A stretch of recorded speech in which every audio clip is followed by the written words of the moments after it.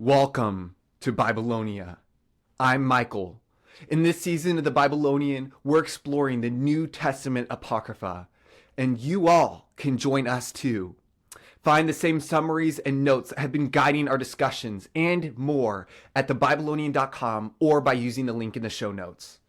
All right, let's look at some New Testament Apocrypha. With scholars, sages, and the scriptures, let's Bible on.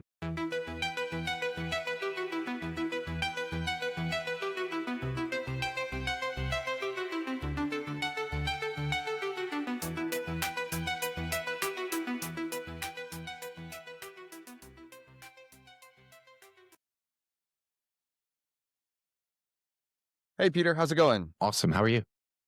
Doing well. I am ready for our last apocryphal acts before we jump into one epistle and apocalyptic literature. New Testament apocryphal apocalypses. So that is what we are going to be going over today. The last of the apocryphal acts for this series, which will be the Acts of Thomas. Now, Thomas was popular because in a lot of, especially Gnostic and non-heretical Christian groups, quote unquote, Thomas was thought to be Jesus's twin because the name means twin. So that being said, we're going to be reading the Apocryphal Acts of Thomas, which was written sometime in the 3rd century, supposedly by Judas Thomas. The sect is Encartite, like these other Apocryphal Acts. And the big thing is they were against drinking wine and they were against marriage. And Manichaean, which is a form of Gnosticism that denigrates the physical and sees it as lesser. The province is Edessa, and it was probably written in Syriac, and we have references from Epiphanius, Augustine of Hippo, Turribius of Astorga, the Stichometry of Nicephorus. This is also the only apocryphal Acts text that has survived in its entirety, and it is quite lengthy. So with that, we are going to jump in and explore this lengthy apocryphal Acts of Thomas, which, by the way, is split up into multiple different acts. So we're going to start first with the first of 13 acts. So as with many of the other apocryphal acts, this begins with 11 disciples being portioned out the different regions, casting lots to see which region each person would go to. And Judas Thomas, called Didymus, gets India, which he is known to have been the apostle to India. However, Thomas was not able to travel on account of the weakness of his body, so we are told. The next night, Jesus appears to him and tells him not to fear, but go preach the gospel in India. Thomas says he will go anywhere else except for India. Then a merchant named Aban arrives, coming from India as sent by King Gundaforus to buy a carpenter. Jesus sells Judas to him as a carpenter without Judas's knowledge and then sends him off. The next morning, Thomas prays that he will do Jesus' will and goes to Aban without anything except his price. And they sail him to India. And I'm guessing that Jesus can sell Thomas as a carpenter because according to these more Gnostic sects, Judas Thomas was Jesus's twin brother. Therefore, he would have grown up under Joseph the carpenter and learned carpentry. So when Thomas actually arrives in India, he asks about a festival that's happening. Aban explains that it is for the gods because the king's only daughter is going to get married. The king had sent heralds to proclaim that all people of all classes and groups must come to the wedding or answer to the king. They go to the wedding, and the people look at Thomas weirdly because he's foreign. They wonder why he doesn't eat or drink, and he explains that he is filled by doing the will of God, which Jesus also says that his food is to do the will of God in John chapter 4. After his disciples come to him, after he's had a conversation with the lady at the well. Some cupbearer slaps Thomas, and Thomas forgives him. But Thomas tells him that that same hand with which he slapped him will be dragged away by dogs. Some Hebrew flute girl comes behind him and plays the flute. Thomas then sings a Hebrew song that only the flute girl understands, since she's the only other Hebrew. And this song is about some beautiful daughter having 12 groomsmen and getting married and rejoicing in the father. The cupbearer goes to get water, and a lion comes out and tears him apart, and a dog takes his hand and brings him to the place where they are eating. The flute girl breaks her flute and throws it away to sit at the apostle's feet and says he must be God's apostle or God, and explains the prophecy he made about the man in Hebrew to the others. The king then takes Thomas to the bridal chamber to pray for his only daughter who's about to get married. He prays that God does what is most profitable for the couple and leaves, which is interesting because here it seems as if he's blessing the marriage. He prays that God does what is most profitable for the couple and leaves. Then the bridegroom lifts the curtain of the bridal chamber to bring the bride to himself, but sees Jesus walking with the bride. But Jesus looks like Thomas. Again, recall that Thomas means twin. So that might be one reason, but also there has been this recurring motif within the apocryphal Acts of Jesus appearing in multiple different forms, especially as the apostles. The bridegroom asks how Thomas is still here, but Jesus says, I am not Judas Thomas, I am his brother. Jesus tells the couple that they will be pure temples if they refrain from intercourse, but will be evil if they go on with it and create children. Which is interesting because they don't even just mention that intercourse in and of itself is evil, but that the creation, they specifically note that creating children is evil. That's kind of like reverse Catholicism in some senses, right? Because in Catholicism, my understanding is that they believe that, you're not supposed to procreate, or you're not supposed to have sex with each other unless you're having kids, or at least inviting the possibility. So it's kind of interesting. They're doing kind of the opposite. Yeah, that is interesting, that total flip that like Catholics and these Anchoritites have like that totally opposite view. So the couple chooses to refrain from what it calls filthy lust, and they stay there. And then Jesus leaves. In the morning, the king and queen come to sit with the bride and bridegroom and see that the bride has her face uncovered. The queen asks how she could do that without shame, and the father says it must be her love for her husband. The bride says, I have set at naught this husband in this marriage that passeth away from before my eyes. If it is because I am joined in another marriage, it is because I am joined in another marriage, and that I have no intercourse with a husband that is temporal, whereof the end is with lasciviousness and bitterness of soul. It is because I am yoked unto a true husband, which is very clear, just Anchorite propaganda kind of inserted in there. So the bridegroom prays in a manner similar to how the bride had spoken earlier, but the king rends his garments and calls for people to search everywhere to find the sorcerer who tricked his child into madness. He searches the inn where he stayed and sees the flute girl weeping because Thomas wouldn't let her go with him. The king asks about him, telling her about the bride and bridegroom, and she rejoices and goes to live with them. Thomas, however, had went off to other cities in India. That's the first act. The second act opens up with Thomas being brought by Aben to go to build a palace for King Gundaforus. Gundaforus tells Thomas to begin right away, but Thomas says he can only do it starting in November and finishing in April.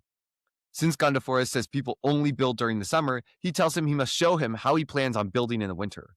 Thomas measures everything and tells him the plan, and the king approves and goes off. The king gives Thomas silver for working on the project, but Thomas gives it all to all those in need. Thomas tells him the palace is done and only needs a roof. So the king tells him to just put a roof on it and gives him gold, which Thomas likewise gives away.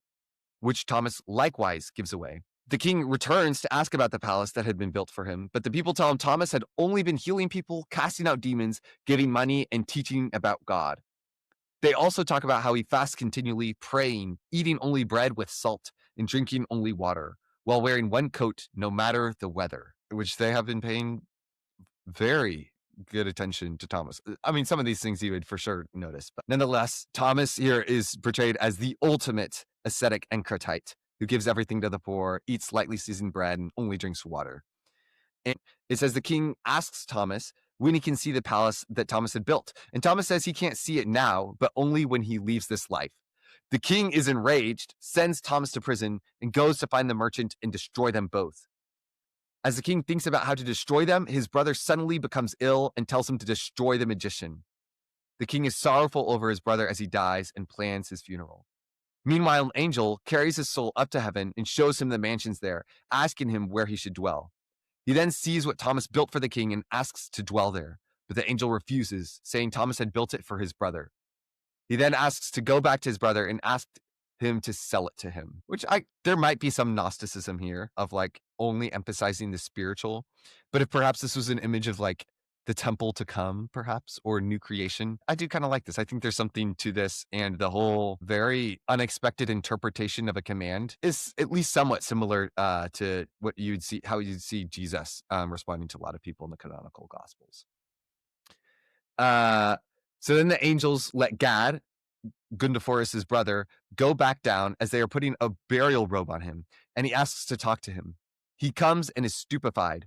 And his brother said, I know and am persuaded, my brother, that if any man had asked of you of half of your kingdom, you would have given it to him for my sake. Therefore, I beg of you to grant me one favor which I ask of you, that you would sell me that which I ask of you. And the king answered and said, And what is it which you ask me to sell you? And he said, Convince me by an oath that you will grant it to me. And the king swore to him, One of my possessions, whatever you will ask, I will give it to you. And he says to him, Sell me that palace which you have in the heavens. And the king said, Where should I have a palace in the heavens? And he said, Even that which the Christian built for you, which is now in the prison, whom the merchant brought to you, having purchased him of Jesus. I mean that Hebrew slave, who you desired to punish as having suffered deceit at his hand. Whereat I was grieved and died and am now revived. Then the king, considering the matter, understood it of those eternal benefits which had come to him and which concerned him, and said, That palace I cannot sell you, but I pray to enter into it and dwell therein, and to be counted worthy of the inhabitants of it. But if you desire to buy such a palace, lo, the man lives and shall build you one even better than it. And he sent him out of the prison, and the apostle and the merchant were shut up with him, saying, I am asking you, as a man that entreats the minister of God, that you would pray for me and beseech whose minister you are to forgive me and overlook that which I have done to you, or thought to do to you, and that I would become a worthy inhabitor of that dwelling, for the which I took no pains, but that you have built for me freely, laboring alone, the grace of your God working with you, that I might also become a servant and serve this God whom you preach. And the brother also falls down, and the apostle says, I entreat and supplicate you before my God, that I may become worthy of his ministry and service, and that it may fall to me to be worthy of the things that are shown to me by his angels. Thomas rejoices that the men want to follow God. The men then follow him and never leave him, but they give to the poor, just as Thomas did. Then they ask Thomas for the seal, which is a reference to baptism. And Thomas gets oil to anoint and christen them, which would be the ancient practice to lather someone's body with oil before they go into the waters. Then a young man appears, burning like a lamp that makes all the other lamps that they had burning look like nothing. They say that they can't bear his light. The morning comes and they partake in the Eucharist. Then Thomas continues to preach to everyone against the three hindrances, which are 1, the top hindrance, fornication. 2, greed. And 3, gluttony. And then he has a vision where Jesus tells him to break bread and pray with the people, and then travel 2 miles down to an eastern road so he can show himself in the nature of the enemy. Thomas wakes up, tells the others, and takes the Eucharist with them. Then Thomas goes out on the road and sees a beautiful youth lying at the second milestone. He prays, Lord of all and Father, not of the souls that are still in the bodies, but of those who have left them, because you are Lord and Judge of the souls still in the bodies. Come in this hour in which I call upon you, and show your glory to him who is lying here. He then tells his companions that the enemy did this. Then a serpent comes up and explains that he killed the man after seeing him kiss, have intercourse, and do other shameful things with some beautiful woman that he fell in love with. Thomas asks what race and seed the serpent is of, and the serpent explains he's of the serpent that tricked Adam and Eve after hearing from his father, and who also tricked Cain, Pharaoh, Herod, and Caiaphas. He says that he held the abyss of Tartarus, but the Son of God wronged him. He knows that he cannot stand up to Thomas since he is Jesus's twin brother. So you have a serpent, and we've had this even going back to the apocryphal Gospels. We have had stories where people encounter, attack, and curse these serpents that continue to appear as, very obvious allusions to Genesis 3.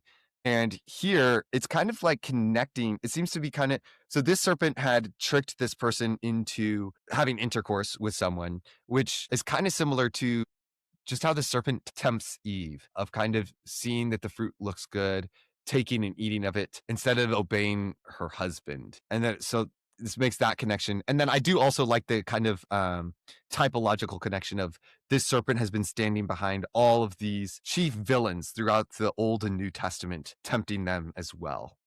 Can you elaborate on that second part where you were talking about her not submitting to her husband, and you're talking about the the Adam and Eve? Or are you talking about these two that had made love with each other? Yeah. I was talking about Eve. Eve, instead of listening to her husband, actually, her husband doesn't tell anything, but she turns to go and follow the snake, sees that this fruit is good, and takes it for herself and eats it. And that language is also similar to the language that's used to talk about the sons of God in Genesis chapter 6, which is a whole rabbit hole, that they see the daughters of men and they go and sleep with That they them. were good, And then Abraham taking, yeah.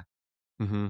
And Abraham taking Hagar and David taking Bathsheba. So there is kind of like it does seem like there's at least it's recalling something a little bit similar to adultery when Eve gives in to temptation with the serpent. Gotcha. And so this person's playing on that same motif, but are they using the word like they saw and they took? Well, no. It's this story right here about them having kissed and having had intercourse. That's not playing off of that. But I'm mentioning how this serpent, explaining how it tricked Adam and Eve.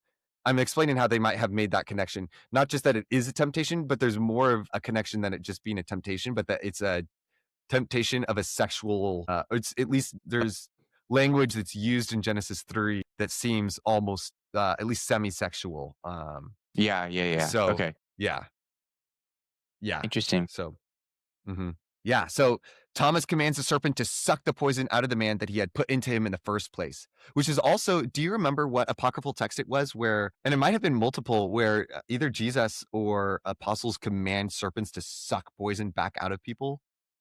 I don't know. It might be Infancy Gospel of Thomas, but I don't know. Yeah. I think it might have been Gospel of Pseudo Matthew. I'm inclined to say that one because I know it has a lot of animals.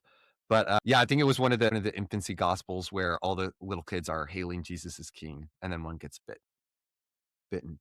So then the serpent says his time of destruction had not come yet. Thomas demands him to show the nature of his father. So the serpent sucks the poison out of the young man. The young man goes from purple to normal and rises, while the serpent swells and then blows up with his poison and gall going everywhere to create a chasm.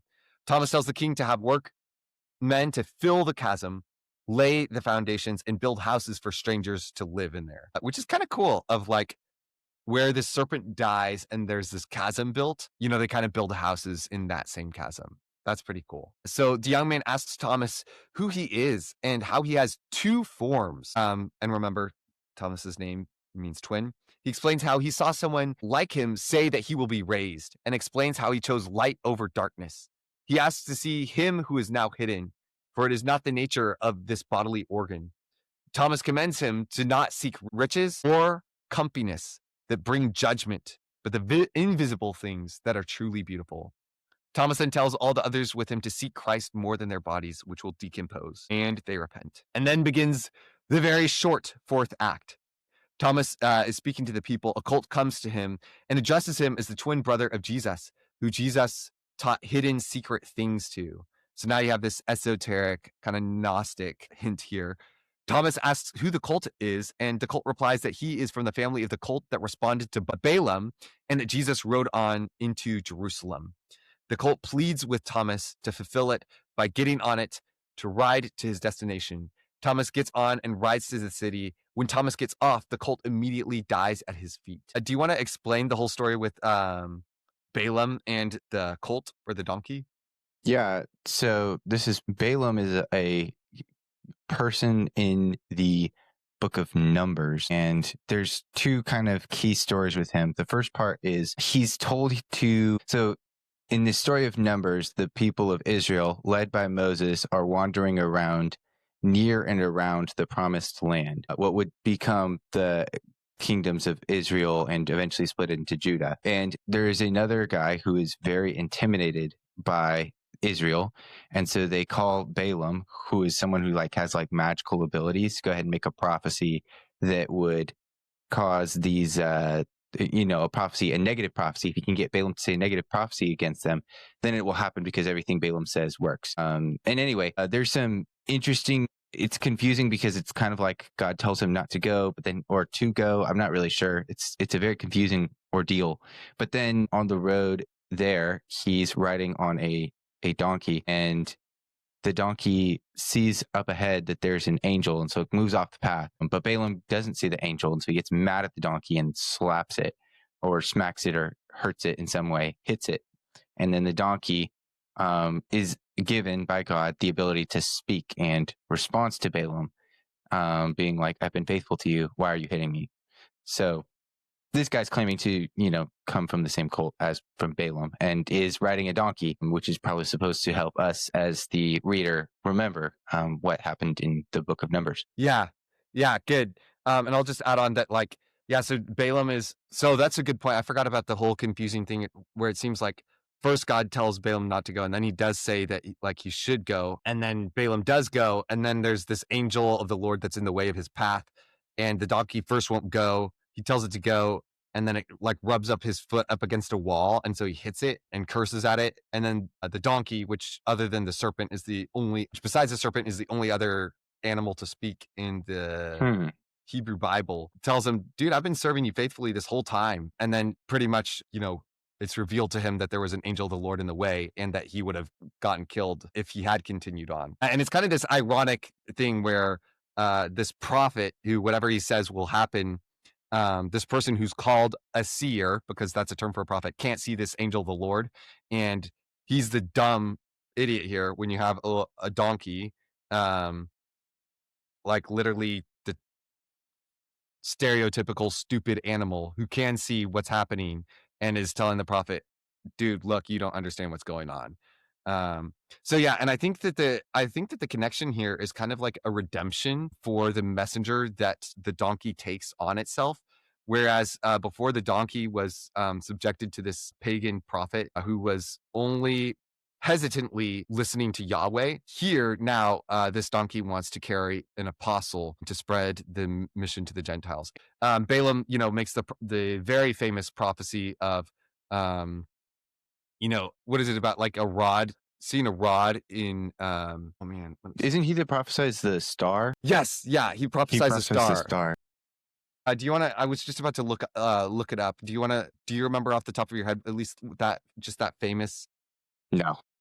I don't remember it. It is the star that references the New Testament references as being the star that the wise men follow to find Jesus. Yeah. Okay. But no, I don't know. Okay, that's fair. Okay, this is it. He says, I see him, but not now. I see him, but not near. A star will come out of Jacob. A scepter will rise out of Israel. He will crush the foreheads of Moab, the skulls of all the people of Seth. So yeah, he prophesies that, but then Jesus fulfills that. And so maybe this donkey feels the necessity to bring someone who's going to preach the completion of that prophecy to more people. Anyways, that's a thought. It doesn't really, there's nothing later in the text that necessarily indicates that. But that's that whole thing right there is the fourth act. In the fifth act, Thomas enters into the city, and some lady cries out to him to have him cast a demon out. She explains how she was bathing, which, recalling back to previous episodes, baths are special kind of in-between places in ancient thought where people are especially vulnerable to demons. And so she explains how she was bathing when some young man asked to sleep with her. She said she wouldn't marry the one who she was betrothed to because she didn't want to have intercourse. So why would she have intercourse and adultery with him? She finds out that this man appeared elder to someone else. Later that night, that man takes her by force and sleeps with her, and she had him as a demon oppressing her since then.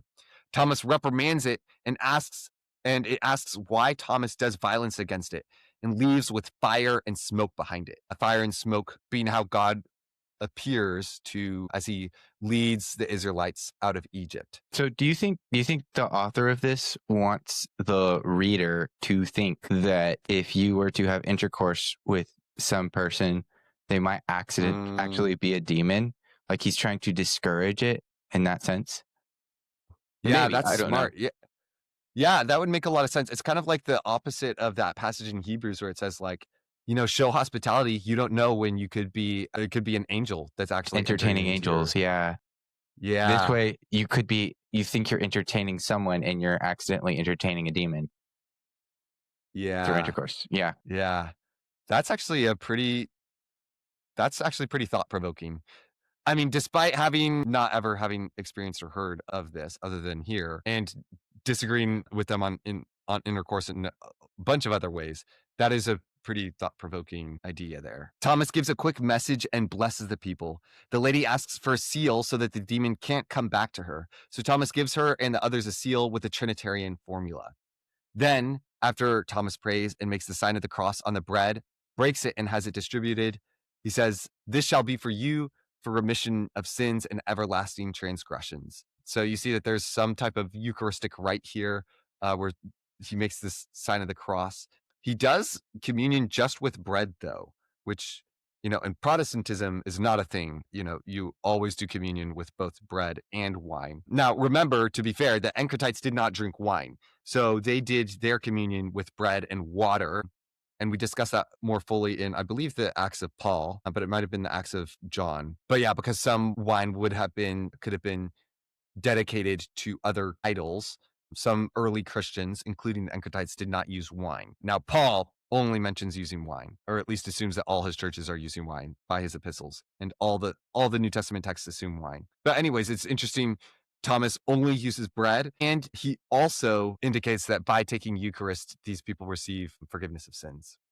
Oh, I just want to real quick. You mentioned that all the New Testament texts mention wine. When you say that, you're probably just referring to the texts that mention the Eucharist, which I think is, to be fair, because I know there's some Christians who are saying that it's not wine, which I don't think either of us would agree with at all.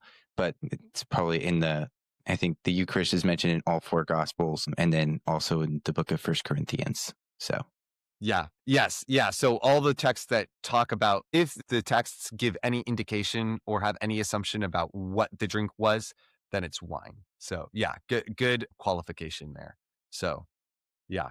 And I know some Christian traditions would say that wine back then was different from today. And so I'm not making a statement about that. All I'm saying is that, at least as for this ancient debate, wine or water, it's always wine back then. But yeah, that's a good clarification to me. Yeah, and if hypothetically it wasn't really wine, then these people probably wouldn't have the inclination to think that they should be drinking water instead of it anyways. I think that's worth pointing out in this particular context. If it's all really just grape juice, then why are they drinking water instead? This might serve as a potential counter argument to some of those people who would say that there's no such thing as wine in the Eucharist or in the bread and the wine communion, Lord's Supper. Yeah. Well, so I will say, to be fair, from my understanding of their arguments, it's that back then the wine just had a very low alcohol content. And the reason that these people aren't using wine isn't because of drunkenness, out of a fear of drunkenness. Well, actually, that might be part of it, because they are very ascetic.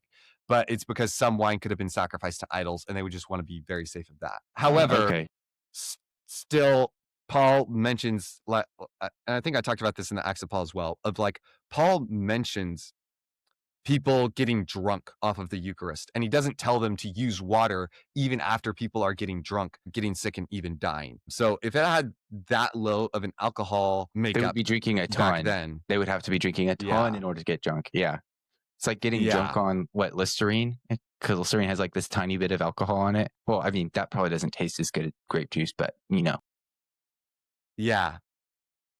So that being said, that's a good comment to make on that. So some young man partook of the Eucharist, but both his hands withered and he couldn't bring them up to his mouth. By the way, this is the beginning of the 6th act. The people tell Thomas, and Thomas tells the man that the Eucharist that brings healing, especially to those who come in faith and love, had convicted him, which also seems to presuppose that an important part of taking Eucharist is that you take it in faith, which is interesting. The man explains that he loved a woman, but heard that Thomas preached that whoever shall indulge in impure intercourse, especially in adultery, shall not have life with God, the God whom I preach. He tries to get this woman to live with him chastely, but she refuses. The man confesses to killing her so that he wouldn't have to see her commit adultery with another man. Thomas gets water and prays over it. He tells the man to wash his hands in the waters and asks if he believes in Jesus. The man says he does. He then asks to be led to the woman and teaches the young man to pray to have her resurrected. Once resurrected, the woman instantly falls at Thomas's feet, asking who he is. She explains that she had seen the Lord tell Thomas to take her so that she would be perfect. So something interesting here is that this woman brings up that she saw the Lord tell Thomas to take her so that she would be perfect. And so perhaps there is the idea that people could be perfected before the resurrection. Perhaps not. That is also another just interesting belief held in some Christian traditions. So, and yeah, and also I'll just add as a side note, as someone who actually does subscribe to that theology, most famously propagated by John Wesley, but also I think believed, at least perhaps not explained the same way, but to my understanding, also believed in Eastern Orthodoxy. The idea is that you can be fully mature. And so the idea is a little bit more dynamic and not as static as the word perfection has connotations for in English. So the idea is more full maturity and not sinning, but from where you are. Not that you aren't able to sin or that you can't fall out of that perfection. But that you choose not to sin. Yes. Yeah, exactly. And so with this dynamic understanding, it's also like you can do wrong things out of ignorance, but that's different. And so the way I would explain it is just being a perfect writer. If you're going to use this word, the underlying Greek word that's used in the New Testament, for example, a teleos, if we were going to say there's a teleos writer, you could be a teleos writer when you're in 6th grade, for example, and you can write teleos. But that's going to look a lot different when you're in college. You can still be a teleos writer throughout all of high school, middle school, and college, but it's going to look different at every single stage. And it's going to look better as well because you have a better understanding of what good writing looks like. So, can I ask a clarifying question? So would you say that there are some Christians who you can go like a year without sinning? Or maybe a day, or okay. And there's some circles. There are some circles that would say, no, we sin every day, or every at least, if not every minute, every day we sin because we aren't fully focused on God in the complete sense, or something like that, which might have some might consider to be a zero defect perspective, in that you can't make any mistakes. I think that's what zero defect means. I've never heard that before, but that zero defect, but I would just say, number one, why are you so dogmatically holding to the opinion that all people must sin? And to what extent is it every single second that I'm not thinking directly and explicitly only about God, I am sinning? And I would just say, you just have it I would just say that you have a misconception because maybe that they're trying to create, in order to hold consistent to their belief that everyone sins every minute, they start changing the goalposts a little bit in order to say that someone must be sinning every day. Yeah. And I would just say, where are you getting that from the Bible? Well, even Christian tradition, where are you getting that from where there's a set amount of time where somebody needs to sin within that amount of time? And I would just say, biblically speaking, I just don't see any foundation for that dogmatic belief. And as a matter of fact, in the middle, not the very middle, but at the end of chapter 5, towards the center of the Sermon on the Mount, Jesus commands people to be perfect, to be teleos, as their Father in the skies is teleos. And some people say, oh, Jesus is saying that as an impossible standard that they can't live up to. But as a matter of fact, Jesus is saying that after a long list of commands of him explaining the true meaning behind some of the 10 commandments and other Jewish laws at his time, and explaining, look, you've heard it said, don't commit adultery. I tell you, don't look at a woman with lust. You've heard it said, don't commit murder. I tell you, don't be angry with your brother. Don't call him Raka. Those are things that are difficult. They really are difficult to not look at people with lust, not be angry, call people Raka, to love your neighbor as yourself. All these things are difficult, but they are achievable demonstrably. And so I would just say everything in that context is actually saying that Jesus is screaming, or not literally screaming. All the context around that passage is screaming that this is something that Jesus is saying he actually desires and sees as something possible for people to do. And I also want to add, as one clarification, that just because some Christians believe that is achievable, by no means means that is what is necessary for salvation. Because some people hear that and hear straight legalism, and to believe that the belief that perfectionism is achievable means that is the only way to achieve the resurrection is just as much of a caricature to say to someone, well, you believe it's possible to have victory over lust or anger. Okay, well, then that means that anybody who has not achieved that by the time they are dead will not achieve the resurrection. Whatever goalpost you want to set for whatever sin, you want to say that it's possible to do that, well then that's the goal. Like, that would be just as much a caricature of that. So I do want to add that, because I think a lot of people hear perfectionism is possible, therefore it is necessary for everyone. And I would just say, like, yeah, I'm not sure that I've met somebody who's perfect. I think I'm far from perfect, but I do see it as something achievable and something that, like, I desire, pray for. And I think that believing that you can possibly reach perfection is very important. I think at the very most, people should be at the very least, people should be hopeful perfectionists. So yeah, did you have another question or comment that you wanted to add on to that? I wanted to clarify that the passage you're talking about is in Matthew chapter 5. Jesus says, "You shall be Talios," or I don't know how to pronounce it, "as your heavenly Father is Talios." And the lens in which you approach Matthew 5 can be different. So Michael is approaching this passage, Matthew chapter 5, in a sense that, like, hey, this is a standard that Jesus is telling us we should do, and he's reading it as if we can.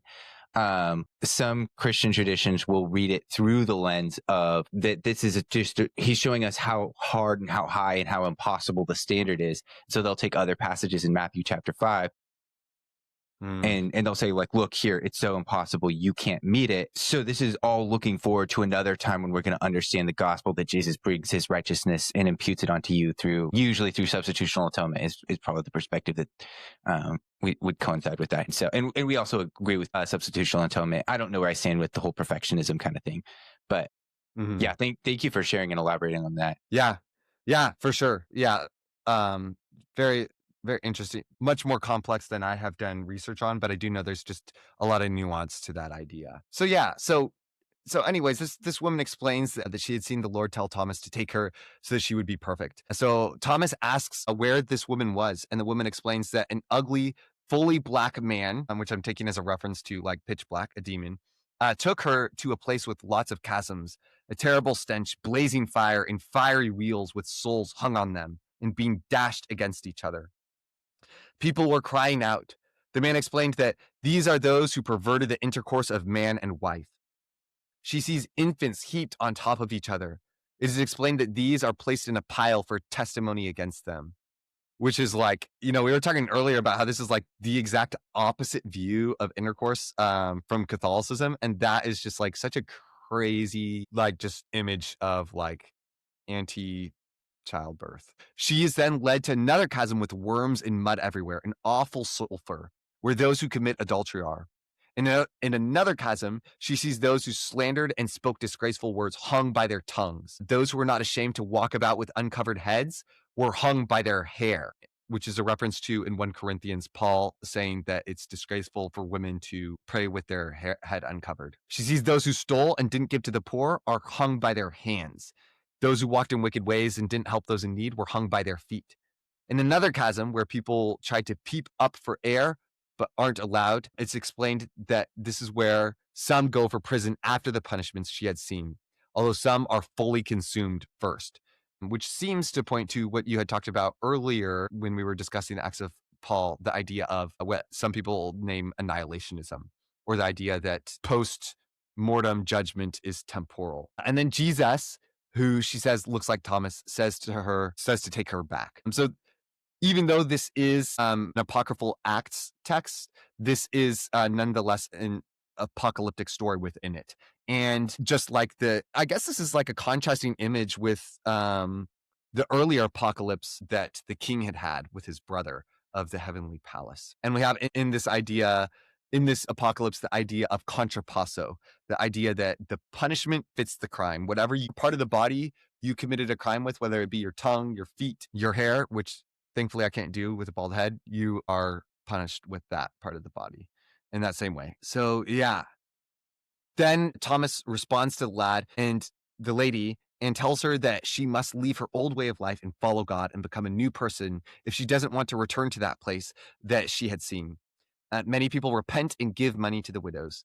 Many bring sick people for him to heal, and he doesn't stop going around and preaching about Jesus, fulfilling the scriptures, dying and rising after 3 days. Which, for a Manichaean text, pretty great that they at least talk Included about the resurrection. Jesus rising from the dead.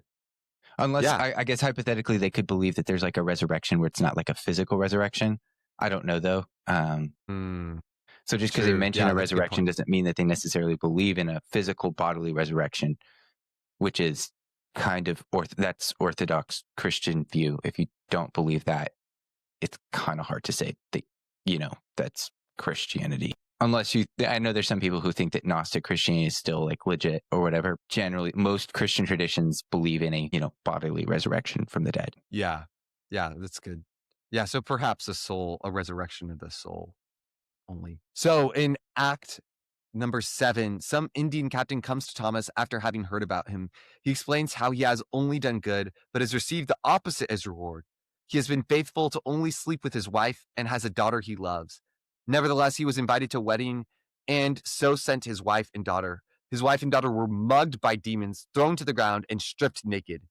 When he hears his slaves tell him this, he goes to ask them, and they explain it again. However, the demons take them again and continue to mug them, throw them to the ground, and strip them and keep them in different rooms. So Thomas asks this captain if he believes in Jesus. He says he does, but he wants to see him. Thomas tells him he appears not to those bodily eyes, but is only found with the eyes of the mind. And then he prays for Jesus to help his little faith and heal his family. Thomas then has the deacon Xenophon call everyone together so he can give them a final exhortation, telling them he is leaving them with Xenophon and might not see them in his body again. And he prays for them. And as they pray for him and he leaves, that is the end of the 7th act. So as Thomas is leaving, the brethren, which is obviously the believers, or at least what the Manichaean Encratites believe to be believers, follow Thomas on his way out weeping. But the captain asks that he may follow Thomas and sit at his feet. After 2 miles, the beasts pulling the wagon with Thomas is going in become tired, and the driver becomes annoyed and thinks of going to get new animals. Thomas tells him to believe in Jesus. Just then they see a herd of wild donkeys nearby, and Thomas tells the driver to tell them that he needs 4 of them. The driver goes to tell them that Thomas needs 4 of them. All the donkeys come and kneel before Thomas, who says he needs 4 of them to replace the beasts who couldn't move anymore, which I am by no means an ancient animals expert, but I'm pretty sure multiple animals driving a chariot and getting tired after 2 miles is not a good animal by any means. Anyways, the 4 strongest take the place of these weak animals, and the rest follow Thomas until he dismisses them. And this is also kind of similar to, we've talked about just motifs of animals being obedient and submitting and just cooperating with humans. Just in apocryphal New Testament texts, we saw that especially in the last Acts text, the Acts of Peter, with the dog that he commands, with the lion that Paul baptizes, and that the lioness that defends Thecla, and especially the pseudo-gospel of Matthew. Then the 4 wild donkeys arrive at the captain's house, and all the people of the city spread a rumor about the miracle of the 4 wild donkeys. Thomas prays for the people in the city who don't know Jesus to come to him, and they all come and see what will happen. So then Thomas hears of a demon-possessed mother and child. Thomas then tells the donkeys to go to the mother and child to tell them to come out. For your sakes and against your race, I have been sent to destroy you and to persecute your place till the time of consummation comes and you go down into your depth of darkness. So this is kind of similar to recall in the Acts of Peter when Peter sends a dog out to go reprimand Simon. So the donkeys then go in to reprimand the demons, and the woman and child that they inhabited come out as if dead. It commands the demons to leave, and they do, leaving them without breath or life. They complain that Thomas mocks them again, and Thomas realizes that these are the same demons that had taken some earlier lady by force. The demon asks to be sent where Thomas wants, so it won't have to fear the Almighty. It explains how it does the will of its father, just as Thomas does the will of his father. It receives destruction just as Thomas receives eternal life as reward. Thomas preaches to see prepared vessels saved, while the demon seeks selected vessels so he can destroy them. Thomas commands them to go away from humanity, and they disappear. Then the wild donkey that had told the demons to go out to Thomas asks Thomas why he waits to do the Lord's will so that others would believe and the woman be raised. It then turns to the people and preaches to them about how they ought to believe in Jesus and repent. That's pretty epic, a preaching donkey. The people then give glory to Jesus in a prayer that is surprisingly orthodox and aware of who Jesus is and what he did for the people who hadn't heard any of it. Thomas then prays for the mother and daughter to come back to life, and they do. And Thomas tells the 4 donkeys to depart and sees them go off safely, in contrast to Peter, who commands the dog that he has preached to Simon fall down dead at his feet after doing so. And in contrast to Paul, who preached to the lion, and the lion repented. In this case, the donkey's doing the reverse and telling the people to repent. I mean, assuming that's what happened in that break in the text, right? Yeah, which I think is fair to assume, since, you know, Paul asks and the lion claims that he's the lion that Paul baptized. Yeah. So at the beginning of the 9th act, some relative of the king, Misdeaus, and the wife of some Carissius, Mygdonia, hears of the new apostle and tries to have her slaves carry her to Thomas. They cannot pass because of the crowds, so she sends for more servants to push and beat the people to make a way for her to get to Thomas. Thomas asks why they try to get near when they are far off, and says that Jesus had said, "He who has ears to hear, let him hear. And come to me, all who labor and are heavy laden, and I will give you rest." He then says that the men carrying this woman are treated like beasts, having to be burdened by carrying her. But the Lord's work is the commandment to not do to another what is displeasing to us. He then preaches against adultery and theft, and on the 3 main parts the Messiah is portrayed in: holiness, temperance, and meekness. So that's a kind of a cool comparison. These 4 men that have to carry this cruel master versus Thomas, who had just had these donkeys relieved so that 4 new donkeys could come. And especially with Thomas reiterating Jesus's teaching of, "Come to me, all who labor and are heavy laden, and I will give you rest." And Jesus says, "Take my yoke upon you, for my yoke is easy, my burden is light." And they're literally taking an easier yoke upon themselves. Well, I guess it's not I guess the yoke is specifically for harvesting, right? So I guess technically not. I'm not a farmer. But yeah, either way, it's definitely closer to literal here. And that's a cool contrast there. Yes. Yeah. And then, yeah. So then the crowd draws near to Thomas after he preaches, but Mygdonia throws herself off of her palanquin to the ground at Thomas's feet, pleading him to care and pray for her. And Thomas responds, "Rise up from the ground and remove your ornaments. For this ornament which you have on will not help the authority which surrounds you, nor the power of this world, nor this filthy intercourse with your husband in him."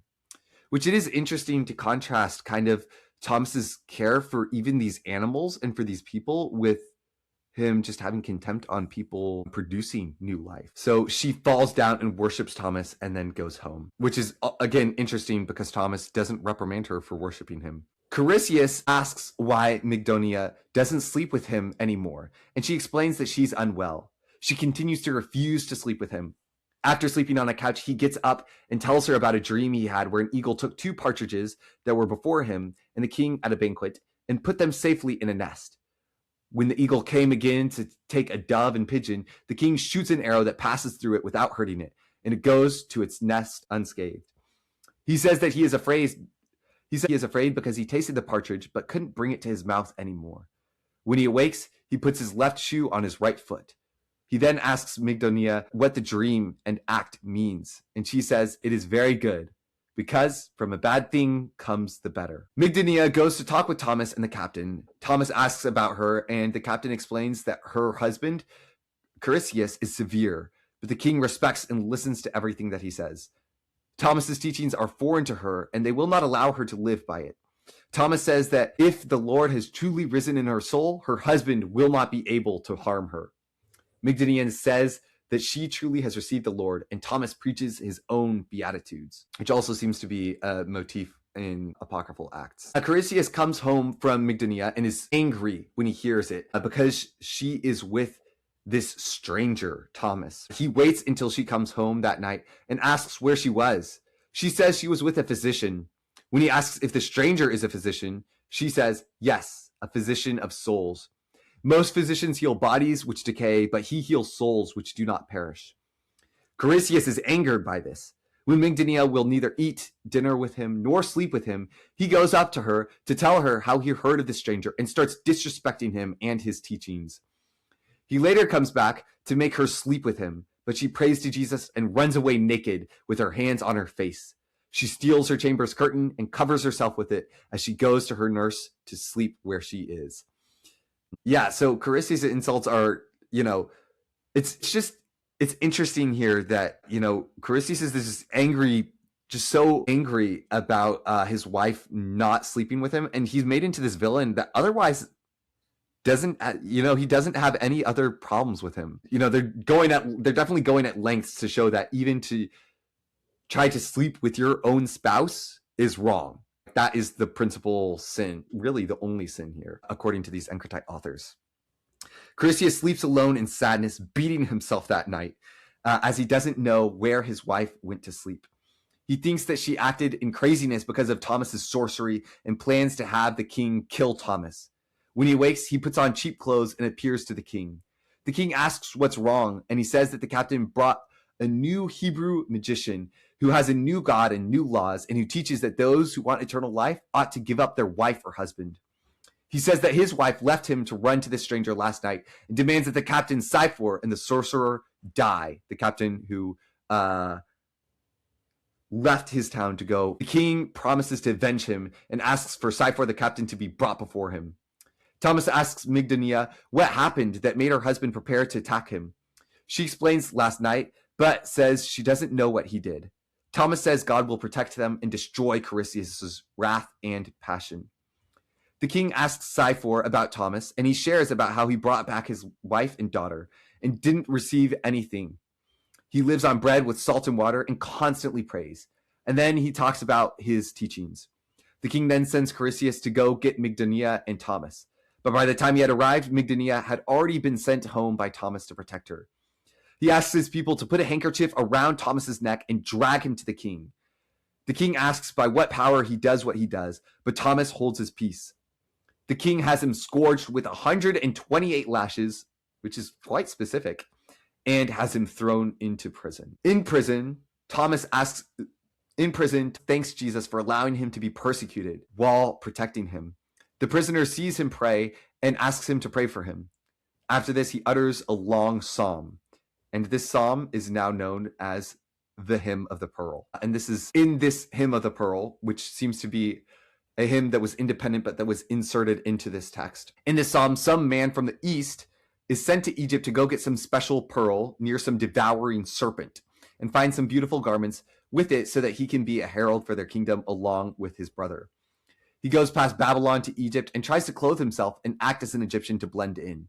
But the Egyptians find him and make them serve his king. They also trick him into eating their food, and he falls into a deep sleep.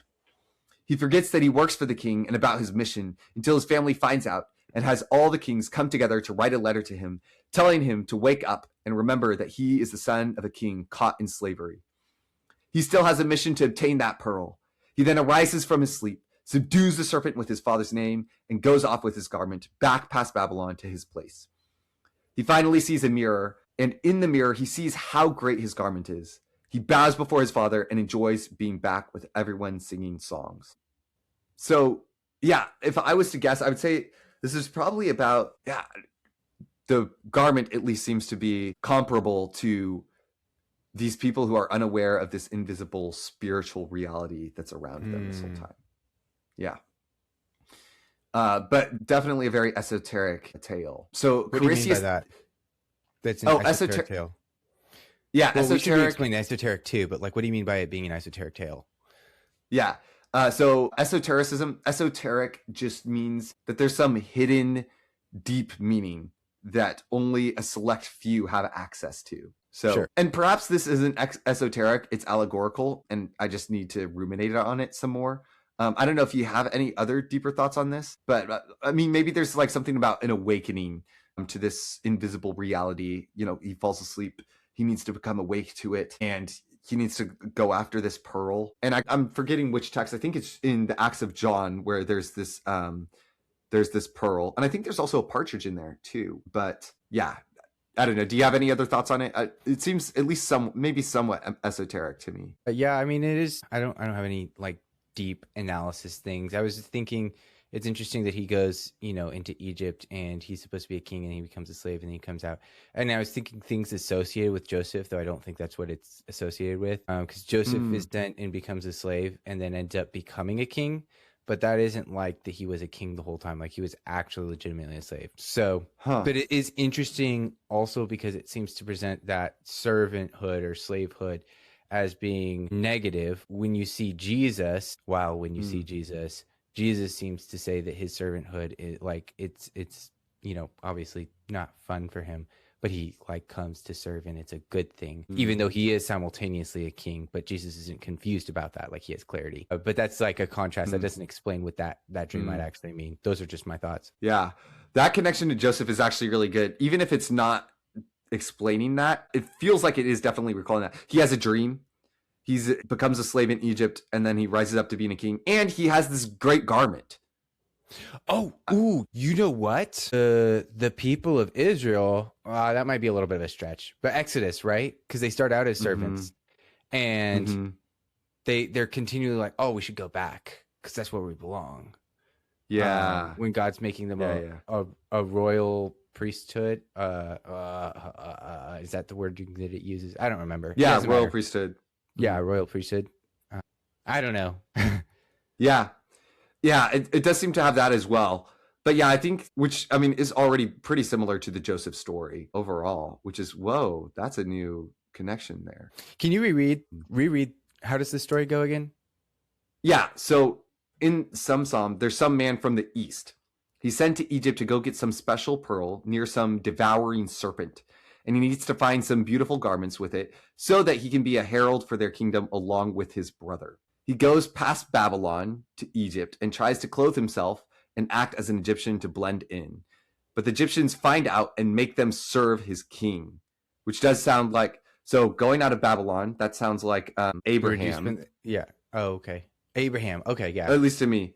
Yeah, because, you have the Tower of Babel. It says that he comes from from Chaldea, but it's like right after the Tower of Babel. So after he goes past Babylon to Egypt, he tries to clothe himself and act as an Egyptian to blend in, but the Egyptians find out and make them serve him as king. So that kind of sounds like Abraham lying about his wife. Or at least it sounds like there's similarities where he lies about his wife, but they get found out. But then also the Egyptians being cunning with the Israelites and thinking they're going to overthrow us because they're being fruitful and multiplying. So they also trick them into eating their food, and they fall into a deep sleep. He forgets that he works for the king and about his mission until his family finds out and has all the kings come together to write a letter to him, telling him to wake up and remember that he is the son of a king caught in slavery. And then he still has a mission to obtain the pearl. He then arises from his sleep, subdues the serpent with his father's name, and then goes off with his garment back past Babylon to his place. He finally sees in a mirror how great his garment was. He bows down before his father and enjoys being back with everyone singing songs. So the defeating the serpent, that sounds like Jesus like fulfilling. I don't know. It sounds like there's like different parts that seem pretty similar to a lot of stories, but just doesn't. But the like going to his father, subduing the serpent. Yeah, I don't know. I want to make an observation. It's interesting that the only thing that's keeping him serving is his perspective. Like the moment he realizes is like, this is confusing, this is wrong, he just leaves, right? So it's the knowledge that goes ahead and helps him get free. There's no real physical barriers that are keeping him serving. Which would make sense if this is written by someone who, thinks that, the physical is less meaningful or good than the we'll say mental, spiritual, non-physical. Yeah. And what I was thinking actually was the like as a Gnostic text, a Manichaean, which is like a type of Gnosticism, like the emphasis on like special hidden knowledge. But that too of like, okay, well, this physical labor doesn't really matter in as much as we're trying to get this, it's all about this mindset. Yeah. So going back, Carissius thinks his wife will love him again. And so he goes home happy now that Thomas is imprisoned.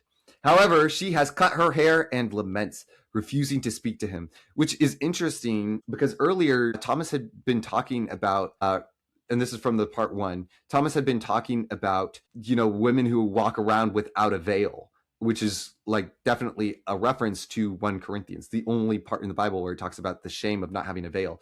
But it talks about like women who pray with their hair uncovered. It's as if their hair is shaved. And here it seems to be presenting Carissius' wife as doing the right thing and cutting her hair. It is in Lamentation, so maybe it's different. She's like, I don't know. Anyways, she refuses to speak to Carissius. He mentions how he chose her from her virginity because she is the most beautiful and only wants to be with her. He has lots of wealth and honor that Thomas doesn't have and says that she is his honor. However, the gods must have been punishing him for something. Mygdonia finally responds by saying that the one she loves is much better than his possessions. He will die and his possessions will be destroyed, and he will be left in his transgressions. He says he will allow her the night to think things through as he sleeps, and that he will even let Thomas go off to some other place if she chooses to be with him again. Man, I feel so bad for this poor husband. Really, like, the husband is kind of right here. Well, okay, not entirely right, but yeah, his desire is right. His core desire. He wants to be married to her, and she's like, nah, I'm not having it. We're not having anything to do or whatever. So she's like, yeah, she's like pretty much throwing away, the marriage. I guess someone could say, there is a way that one could, man, this goes into some, it isn't right to make your spouse physically do things that they don't want to do. Right. So I think that is certainly an ethical line that is like, hard in the sands, clear, but sure. But to not do it at all and to not speak to them. And she's rejecting him, and he's kind of butthurt. And she ran away with some other guy, like even if, it does come off as a little bit cheating, Really? Yeah. So, yeah. Dang. It's an icky situation at best. Yeah. It's kind of tough to read in like, there's Gnosticism, that's awful. But then it's also kind of sad to like read this text that's like, you're kind of like empathizing with the villain portrayed of the as text. The villain. Yeah. Yeah. And not because you struggle with the same thing and it's an issue, but like this dude's kind of right here. Not looking so hot for the orthodoxy index at this point. So after Carissius goes to sleep, Mygdonia sneaks off, paying the guards off to go see Thomas. On the way, she sees Thomas with a light before him. She thinks it's some prince, gets scared, and runs away sad that she didn't even receive the Holy Seal, which is, of course, a reference to baptism. In the 10th act, Thomas goes to Mygdonia and explains how he was freed from the prison by Jesus' power. Mygdonia asks to be baptized and has her nurse undress her and put on only a linen dress. They would put on, so very early on, Christians would baptize entirely naked, and they would do it at night so that, or very early in the morning, hopefully people couldn't see, but then they would go to being baptized in like a white dress. So she then refuses wine offered her by her nurse, but has her bring a little bread and water so that they can take communion. And again, that's just the most explicit reference to taking communion with only water instead of wine. Make sure to recall our conversation from the past episode. Mygdonia is baptized in the Trinitarian formula, after which Thomas declares her baptized and a voice from heaven says, Amen. Mygdonia's nurse becomes fearful after hearing the voice and decides to be baptized too. And then they take communion. And the voice that confirms Mygdonia is similar to the voice that confirms Jesus at his baptism of, this is my son whom I love. So Thomas then returns to prison while the doors are open and the keepers are asleep. And Thomas praises God and the prisoners awake, wondering how the doors were opened in the first place. And this is kind of similar to, just the jail narratives, the prison narratives from the canonical Acts, where whether it's Paul who doesn't escape or Peter who does escape. Here's kind of like a mixture of he escapes, but then, he goes right back. So Carissius goes to Mygdonia while she's praying and asks if he wasn't more beautiful than Jesus on the first day she met him. Carissius says that she had looked at him in a temporal way then, but now loves the everlasting true bridegroom. Carissius tells the king and asks to try and have Mygdonia persuaded to change before having Thomas executed. The king questions Thomas for why he says that men must be pure for God. Thomas explains that the king doesn't want his soldiers to have filthy garments, and Jesus' desire is no different. The king sets him free, but wants him to persuade Mygdonia not to separate from Carissius. Thomas says that she will not change her mind, no matter what, if she truly learned from him. So this is interesting and pretty seems like Thomas is honestly being a little bit deceptive, but we see Thomas goes to Mygdonia to tell her to obey Carissius. Mygdonia asks why he says that when he had taught everything he had taught before. Mygdonia asks why he says that he taught her everything that he had taught before. And Carissius says that he will not destroy her, but chain her up and not allow her to see Thomas. Thomas goes to Cypher, the captain's house, to ask to have a room prepared for him to teach in. Cypher asks for his family to be baptized. They bring water in a basin and baptize them in the Trinitarian formula. After being baptized, they are dressed. They then break bread and take the Eucharist. And since they're baptizing with a basin, it seems that they're pouring to do the baptism. So that's also interesting. And that is the end of the 10th act. In the 11th act, after dismissing Thomas, King Misdeaus goes home and tells his wife everything that happened and how he feels so bad that Carissius lost his wife to the sorcerer. He explains how Carissius asked to have Thomas spared, even though he was going to destroy him. He tells his wife Tertia to go to Mygdonia and persuade her to turn away from the sorcerer. She goes to her house immediately to see her prostrate on the ground in sackcloth and ashes, praying for forgiveness for her past sins and that God would take her quickly. She then asks her why she became mad and tells her to live according to her free birth. Mygdonia, however, tells her about how she heard about eternal life and tells her that her temporary life with slaves and riches is nothing and she will die. Tertia then asks who the stranger that Mygdonia talked with was. She goes to Thomas and Thomas instantly tells her to take refuge in Jesus. She asks how she can do so, and Thomas says no one unclean can worthily receive his treasures. They must instead believe. What's interesting is that there's a lot of emphasis on Mygdonia being saved. God the Father pronounces Amen after her baptism. And she's shown as this righteous person, but really like the one virtue that is demonstrated in this whole thing is she's not sleeping with her own husband. Yeah. That's the big thing. Like there's not giving to the core. That's the quintessence of righteousness right there. That one thing. Yeah. Which on the one hand, it's like, it's kind of good that this villain, his wife Carissius, isn't show. It's not that like, oh, you sleep with your wife, therefore you do all these other evil things, which I guess if you do believe that's wrong, you should be consistent with it. But at the same time, you could make him into a lot worse and say that that's connected to that. But yeah, still like. Well, he's also guilty of like trying to get Thomas executed. So he's not perfectly innocent. But that's probably is coming out of an extension of like, why is my wife not sleeping with me? Yeah, that's a good point. Yeah, but yeah, there really isn't very much to this. And another interesting thing about these acts is that every time that like when these apostles are converting people, they're converting women. And the women are giving up sleeping with their husbands. It's never like on the husbands to like, give up their wives. And in that case, you would wonder like, okay, what should they do? Should they divorce their wives? Because I'm assuming that women just didn't really have power. I don't think women really had power to divorce back then. So yeah, like either way, it's interesting that like one, it's always the women who are, put in this place where they're following these apostles and giving up intercourse. But then two, the irony of it is that all these apostles are males. So like, even though they're giving up intercourse with their husbands, they are going out, like you said, to like hang out with these like dudes all the time, spend all this time listening to their teachings. Yeah. And like, yeah. Anyways, most people would get jealous. Most people would get jealous. Yeah. I mean, like if I was married, I would be pretty jealous, like if this is some like friend of my wife. Yeah. And then suddenly the moment that they're with this other person, there's a change in the way that I'm supposed to relate to them. It's like, that's sketchy, like if everything continues normal and they're hanging out with someone, it's like, okay, well, they've got a new friend. Interesting. But like when it's like my relationship with you has now changed and now they're hanging out with you, then that's when something sketchy is going on. Yeah. So, this is just like a suspicious soap opera. Yeah. Yeah. So Tertia goes home by foot. The king asks why she came home by foot and why she looks more beautiful. Tertia tells him she's glad he sent her to Mygdonia to be introduced to the new god. She tells him that he gives life to people and his kingdom endures forever.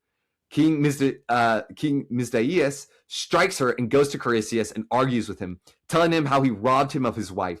They then go together to Cypher's house to have Thomas dragged out by force. And then the 12th real quick. act.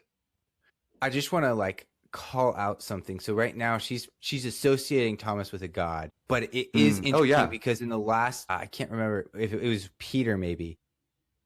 Mm-hmm. If it was Peter or John, the acts of Peter or John, but they're about to get crucified. And Jesus is saying, "Oh, I'm about to be crucified again." So Jesus identifies with them, right? So this is kind of similar, but this is actually going so far as it's saying, "Oh no, this person is a god," you know, and maybe that's kind of.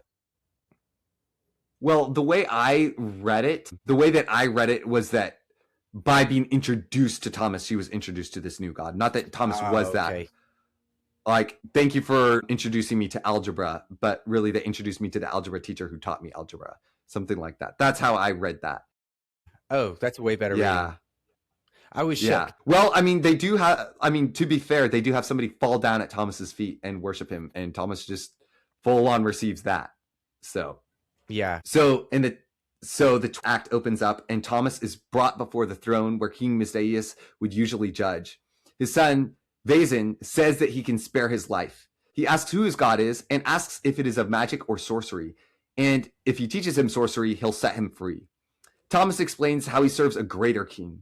He tells him that he can become the servant of this eternal king by sanctification and other virtues. VIII is convinced and tries to find out how to help Thomas escape. Misdeaus then comes and asks Thomas how he does what he does. Thomas says, by the power of Jesus Christ. King Misdeaus demands the truth before I destroy you. He has his soldiers put fire-hot plates on his feet, but water gushes from the ground, swallows up the plates, and knocks back those holding the plates. The king then asks for Thomas to pray to his God so he isn't drowned by the water, which is similar to the acts of Andrew and Matthias, when Andrew prays and has the whole place flooded. Thomas prays and the water is absorbed. The king has Thomas thrown into prison until he finds out what to do with him. VIII and Cypher and his family go with him. Thomas suspects he is about to die and begins praying and encouraging people to believe in Jesus. And that is the end of the 12th act. 13th and final act. VIII tells Thomas he'll persuade the jailer to let him go to his house so that he and his wife, who he says will certainly become Christian if he hears from Thomas, can receive the seal. Thomas agrees. Then Tertia, Marcia, and Mygdonia pay the jailer and arrive. Thomas asks how they came in, and they are confused, thinking that Thomas opened the prison door and was with them up until they came near to the door. Tertia then tells Thomas how Misdeaus thought Thomas enchanted people by oil, water, and bread, but that she hadn't yet been enchanted. He told her he would lock her up and strike her and destroy Thomas. She asks to have the seal so that she can be saved. Okay, well, real quick clarification. Oil, water, and bread. The oil is probably talking about putting the oil on before they get baptized. The water is talking about when they get baptized. And the bread is probably the Eucharist, bread and wine, minus the wine, Lord's Supper, whatever, that they take afterward. Yeah, good explanation. Yeah. Which, it's interesting that they mention the oil and water together. Oh, okay. Oil in preparation for water, water for baptism. And I guess you could also see the water as going with the bread with the communion as they did it. So the person who was gone, the person who these women had believed to be Thomas this whole time, was Thomas's twin, according to this text, Jesus. So Thomas praises the polymorphous Jesus for appearing like a poor human. They then pray for Jesus's light and follow VIII out. VIII was the person who tried to help Thomas in his trial. VIII runs into his wife, Nisara, and asks why she is there at midnight. She explains that some young man rose her up and had her follow him to be healed. She asks if he can't see the young man with her. But when she turns, not even she sees him. Thomas says Jesus will lead her. Thomas then prays, asks to have them undressed and put aprons on, anointed, and then he baptizes them and takes the Eucharist with them. Thomas tells everyone that he will depart to be with Jesus. However, death is not death, but a setting free from the body, which is very Gnostic. He then prays for the doors of the house to be sealed and goes to prison again. The prison guards see Thomas open the doors and go to warn the king that Thomas had opened the doors and left twice. One time, they saw the king's wife with him, and they said that he ought to be shut up somewhere else so that he won't let out all the prisoners. The king sees the seals still on the doors and says that they lied. The king then has Thomas brought to him to ask if he is a slave and who his master is. He then goes with him to a mountain and tells his soldiers to spear him to death. However, some nobles run after Thomas to try and deliver him. One captain holds Thomas while two on either side prepare to spear him. And Thomas says, "Oh, the hidden mysteries, which even until our departure are accomplished in us. Oh, riches of his glory, who will not suffer us to be swallowed up in this passion of the body? Four are they that cast me down. 4 of 4 am I made, and one is he that draweth me. For of one I am, and unto him I go. In this I now understand, that my Lord and God, Jesus Christ, being of one, was pierced by one. But I, which am of 4, am pierced by 4. Which, yeah, I don't know. I guess that's just esoteric. This whole am one of 4, but Jesus is of one. Yeah. So Thomas exhorts the guards to follow Jesus and not to harden their hearts. And then he tells VIII to tell the guards to let him pray. He prays. Thomas thanks Jesus for leading him in this life. He prays about how he planted his vine, traded his 1 mina. He prays about how he traded his 1 mina to make 10, which is a reference to, these are references to various of Jesus's parables. He prays to forgive his debtor his mina and asks that he not ask for it from him. He came to the supper that he was asked to come to. He came to the wedding that he was asked to come to. And he came in white clothing. He had his bright lamp and was keeping watch all night. He kept his house from robbers all night. He had put his hands to the plow and not looked back. He had kept all the watches. He made the inward outwards and the outward inwards. Which, do you remember what that's a reference to? What apocryphal text that is a reference to? That's the Gospel of Thomas, right? Yes. Yeah, exactly. So references to all these of different Jesus's parables and teachings, as well as the apocryphal Gospel of Thomas. Thomas tells the soldiers they can now finish their commands, which is so polite of them to allow him to pray before he died. They spear him and the brethren bury him. Cypher and VIII sit by his grace all day, but Thomas appears to them and tells them to keep going. He has already gone, and they shall soon join him. Misdeaus and Carissius afflict Mygdonia and Tertia, but they refuse to sleep with them. Thomas appears to them and tells them Jesus will help them soon. Misdeaus and Carissius see that they won't obey and allow them to keep living on how they want. Cypher becomes an elder and VIII a deacon. One of Misdeaus' sons is a demoniac that no one can cure. He goes to Thomas's tomb to find a bone he can hang on his son and have him healed. But Thomas appears to him and says, "You did not believe in a living man, and you will believe in the dead? Yet fear not, for my Lord Jesus Christ has compassion on you." When he opens the sepulchre, he doesn't find Thomas, because some brother had already taken his bones to Mesopotamia. He then took dust and put it on his son's neck, professing that he believes in Jesus. The son is healed, and he goes to Cypher the priest to bow to him and to be added to the brethren. They pray for him and go on praying together. So this is definitely a callback to Elisha's bones, where Elisha dies and somebody falls on his bones and dies and comes back to life. Similarly, Misdeaus tries to use Thomas's bones to do the same, but they've been taken somewhere else to Mesopotamia, presumably to have a church planted there, is what I'm guessing. And recall our conversation at the end of the Acts of Andrew and Matthias for that. Nonetheless, his son is kind of sprinkled with his dust, which is similar to in Acts when the handkerchiefs are touching the apostles and going to heal people. And yeah, that's it. That's the whole apocryphal Acts of Thomas. Peter, what are your thoughts? Well, it is one thing I really like about these is the story is really, it's a story more so than the apocryphal gospels. So that makes it enjoyable. How so? Than the apocryphal gospels? Well, in the apocryphal gospels, it's like, okay, Jesus does this over here, he does this over here, and it just seems like it's moving around a lot, and there's not really like a direction. Whereas it feels more like with these, there's like a consistent characters that last for longer. You know what I mean? That's just my opinion. I think with the Gospel of Thomas and I think with the apocryphal Acts of Thomas and of Peter, yeah, these are more consistent. But if you recall to the Acts of John, it did seem pretty similar to the apocryphal infancy Gospels. And even the Acts of, well, I guess, yeah, the apocryphal Acts of Andrew and Matthias is also, so I'd say it's half-half for the apocryphal Acts. Like Andrew and Matthias, they're all at the man-eater's city. The Acts of Andrew, he's kind of going about doing his thing. The Acts of Paul is like, I could see it either way, but yeah. And then also, like, I feel like the later apocryphal gospel, like, sure, the apocryphal infancy gospels, there is quite a bit of moving around and just kind of various, it doesn't seem as ordered. So yeah, I guess you're kind of right. Yeah. anyway, sorry, continue with your No, that's the main thoughts thing. on this. So, yeah, that's the main thought I had. I kind of liked that, but and we do see a pattern of a lot of them dying at the end. So Yeah, a lot of suffering and a lot of. So, do you have any other thoughts? what? No, I mean, I think I shared it close to the end of just like, yeah, I mean, just to kind of transition into Orthodoxy Index. I think I'm going to give this one. I think I have to give this one a 5. John was like directly just like anti Jesus's resurrection propaganda and very Gnostic. This one doesn't have as much Gnosticism. It does have it definitely does denigrate the physical world.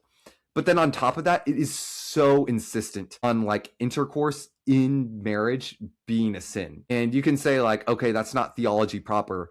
But nonetheless, like if that had been followed through with, if everybody had been converted to that religion, then we wouldn't be around here today. And that's just so, it's just so contrary to everything that Jesus taught. Okay, there are some things that could be interpreted by Paul as leading to this, but those interpretations are wrong. And the intercourse is, it says intercourse is wrong within marriage. It makes this dude look bad who really just wants his wife to be faithful to him and stay true to her vows. And the reason that it points out intercourse as being bad is the procreation of children. And so, yeah, I'm giving this a 5. Yeah, I think it's worth remembering like God's command to Adam and Eve was go be fruitful and multiply, fill the earth and subdue it. It's certainly to Noah. I don't know if he says to be fruitful and multiply to Adam and Eve too, right? Yeah. Mm-hmm. So like that's like command number 1. Not the That's first a good 10, point.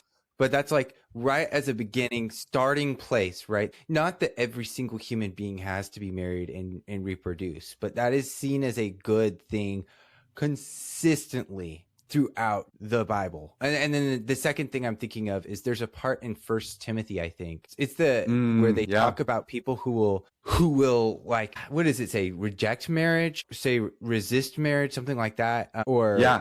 Something close to that. I can't think of the exact wording here. And to be honest, shame on me, but I don't know the actual reference. I need to look that up at some point. But yeah, like that's something that is called out. So actually, can I find that real quick?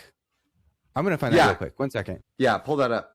Okay. So in 1 Timothy chapter 4, it says, now the Spirit, probably referring to the Holy Spirit, expressly says that in later times some will depart from the faith by devoting themselves to deceitful spirits and teachings of demons, through the insincerity of liars whose consciences are seared. And look at what it describes it. He says, who forbid marriage and require abstinence from foods that God created to be received with thankfulness by those who believe and know the truth. Like, and then let me add this last verse 4. It says, for everything created by God is good and nothing is to be rejected if it is received with thanksgiving.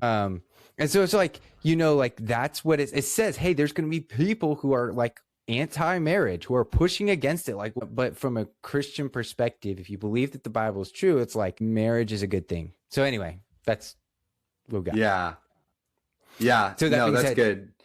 I think this one might actually just have to, because of its explicit and insistent. And the main message is that it's something that's wrong. I'm going to give it a 3. Yeah. I think I'm going to stick with my 5, but I definitely respect giving this text a 3 because it is so insistent on like the number one, like there's no book in the Bible that's like saying, hey, don't get married. So let me just make it clear, like, don't get married. And, anyways, yeah, it's not good. So this is our final apocryphal acts, but next week we will be back. And until then, Bible on. Bible on.